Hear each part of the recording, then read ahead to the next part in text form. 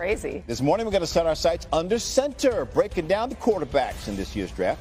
Here's Greeny and crew.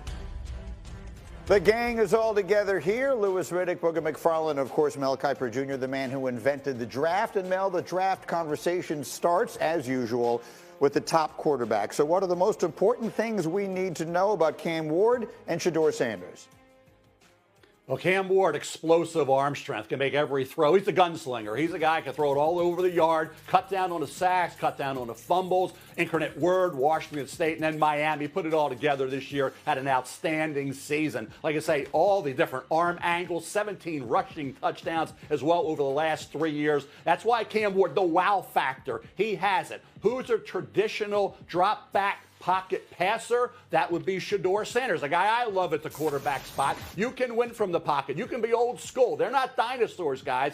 Shedeur Sanders, his accuracy, his toughness, everything about him I love. And I think his arm's going to get stronger. It's been proven. Once you're in the NFL, your arm does get stronger. All those attributes is exactly what you need to be a surgeon in that pocket and win from the pocket. Like I say, old school, traditional way. Shedeur Sanders, to me, may end up being a tremendous value pick. Who knows where he'll land, but he may present great value when he comes off the board. Those words specifically chosen in honor of the New York Giants. Yep. So look, I think if Cam Ward doesn't go one, it'll be one of the great surprises that we've seen in recent memory. Yep. Shedeur Sanders, the possibilities seem pretty much endless. Where does he come off on your board? Look, I think the Giants will pass on him. I think he does become someone who then becomes a guy who's in play once you start talking about the 6-7 range. You're talking about the Raiders. You're talking about the Jets. Both of those situations are where, look, they have quarterbacks who really are bridge quarterbacks. Look, Geno is someone who probably could project to play somewhere at 3 or 4 more years at a high level. We'll see what Justin Fields does at the Jets. It's probably a 1-year deal, for all intents and purposes, and then they'll reevaluate it again in 2026. I don't think you can just throw those two teams out the window. And then obviously the wild card being the Saints there at 9, the Steelers at 21. It's a wide range for him right now. That's what makes this so intriguing, because we can't really get a feel for how team to team really value this young man. I think 6 is interesting because of the intimate knowledge that Tom Brady had and being kind of his mentor. Obviously 7 with the Jets. I think if he gets out of that top 10, I think 21 in Pittsburgh is something that's going to be really interesting because we know they need a quarterback. And I don't think in their mind they could have envisioned that the second best quarterback in the draft by most people would fall down to number 21. And I think they would almost be kind of forced to take him there at 21. Mel, final thought from you, and I'll remind anyone who's not aware, Mel has Shedeur Sanders as his top quarterback in this class. Yeah, the Giants pass on Shedeur can come back to haunt them, no question about it. In that division, you got to get the quarterback some way. In the first 2 rounds, they're getting a quarterback. There's no question there. They had a great draft, the Giants did last year, but they made some big mistakes, offensive, defensive, players they let go. They are going to pass on Shedeur. Then you got the Raiders. Still not convinced they wouldn't take him if he were there. Brady connection. And then the Saints at 9, I think, is as far as he drops. All right. Jay Cornette, Amina Smith back here with you on SportsCenter. And we are 18 days away from the NFL draft that'll take place at Lambeau Field. Let's bring in our NFL draft analyst, Jordan Reed, right now to read and react. So, Jordan, it looks like Cam Ward is going to be the top QB taken. However, after that, things could get interesting. It starts with Shedeur Sanders. What are you seeing in his evaluation? Yeah, it does. He seems to be the favorite to be the second quarterback off of the board. But one trait that really stands out about him is just the poise and accuracy that he plays with. He had a 74% completion percentage a season ago. He has excellent ball placement. He's very polished, and you cannot question his toughness at all. Scouts that I talked to say that the Browns or the Giants at number 2 and number 3 overall could take him, but also a more realistic spot could be Atlanta or Denver as possible trade-up spots in order to get him. Now, as far as the weaknesses with Shedeur, things that we want to see him work on, is just the pocket drifting with him. He has a reluctance to really invite pressure, and that's what led to 94 sacks over the past 2 seasons, the second most in the FBS over that span. So I want to see him work on that and don't invite so much pressure. If he does continue to improve in that area, I believe he has upside to be a starter on the next level. All right, now let's read and react to Jackson Dart. What are the highs and lows when it comes to his game?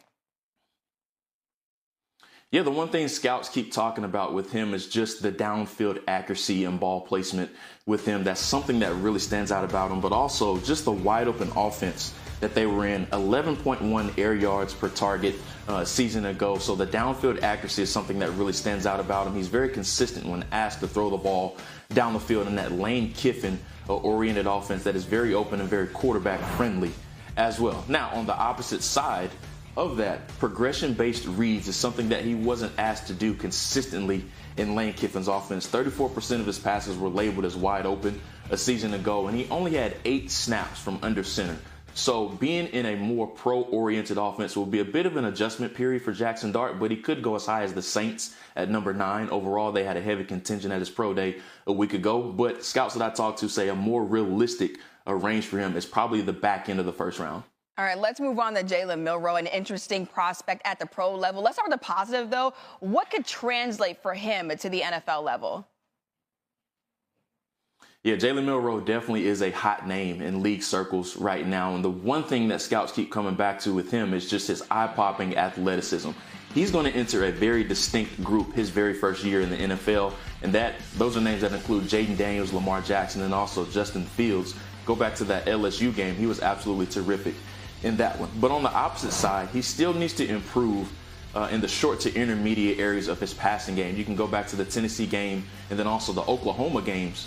Those are the 2 games of where scouts keep coming back to and said that he still needs some refinement as a passer. But as far as some landing spots for Milroe, the Saints is one that's been repeatedly talked about with him, and then also the Steelers as well. So look for him to go in the 2nd or the 3rd round. There is plenty of interest for Jalen Milroe. Yeah, a lot to look forward to this year's NFL draft. That will go down April 24th right here on ESPN. Jordan, thanks so much. Oh, my. Let's go to the NFL. The draft less than 3 weeks away, and senior NFL reporter Jeremy Fowler is with us. So what are you hearing from the teams with the top 3 picks? Start at the Titans in number 1, please, sir. Yeah, Jay, the people I've talked to with other teams picking in the top 10 and people inside the Titans organization do believe that Cam Ward, the Miami quarterback, will be the pick. They'd be surprised if he's not. Now, the Titans have not made a firm determination. Their front office is still going through the process.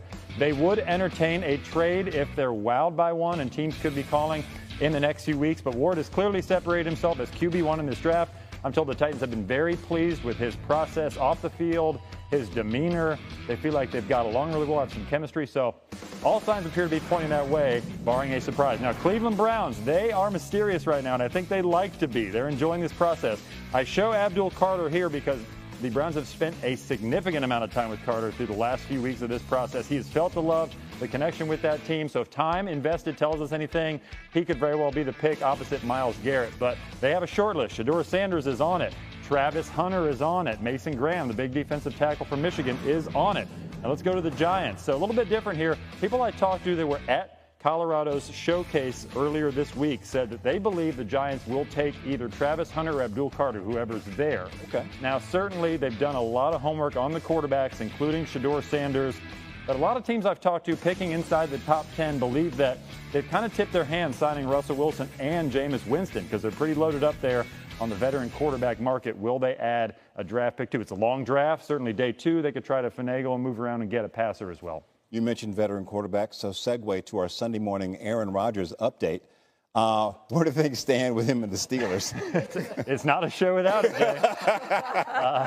So Aaron Rodgers, I'm told from the Steelers, they do remain optimistic, but nothing has changed from when Art Rooney, team president, addressed the media at the owners' meetings on Tuesday, that they feel good about this shaking out, that Rodgers will be a Pittsburgh Steeler, have not got definitive word, but they're willing to wait, quote, a little while longer. That has really been the case for a few weeks now, but talking to people that have been involved in the quarterback market in the last couple months, they believe that the Steelers must have gotten some sort of assurance at some point from Rodgers that he's going to